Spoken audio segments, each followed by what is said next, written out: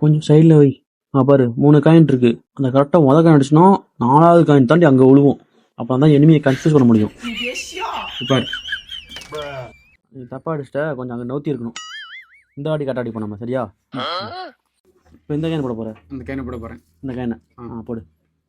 ஏய் அங்கே வச்சா எப்போ அவ்வளோ எறும்பு மாடு சோத்த தீக்கிற ராஜ் தீக்கிற கயிறு இங்கே வச்சு கரெக்டாக கேன் கொடுத்து அடிச்சுன்னா அந்த கேன் டப்புன்னு விழுவோம், சரியா? போடு.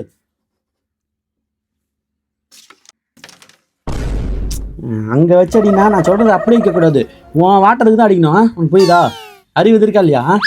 நவரு நான் எப்படின்னு சொல்லித்தரேன். ப்ரோ உங்களுக்கு விளையாட தெரியுமா? தம்பி வடச்சென்னை படம் பார்த்துருக்கியா? இல்லையே. இருந்தாலும் சொல்கிறேன். அதில் பத்மான்னு ஒரு பொண்ணு இருக்குது.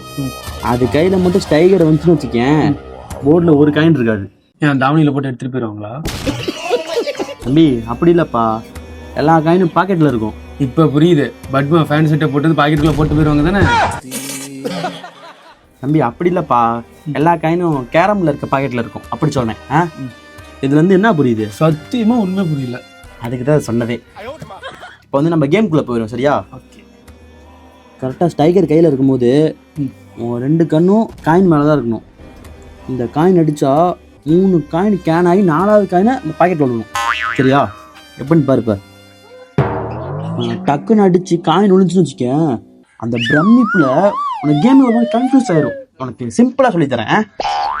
இங்கே பாரு, இந்த காயின் இருக்குல்ல, இந்த இடையில இப்படி ஒரு மார்க் எடுத்துக்க. பாரு இந்த காயின் அங்கே அடித்து காயின் விழுவணும், சரியா? நல்லா வாட்ச் பண்ணுங்க பாரு.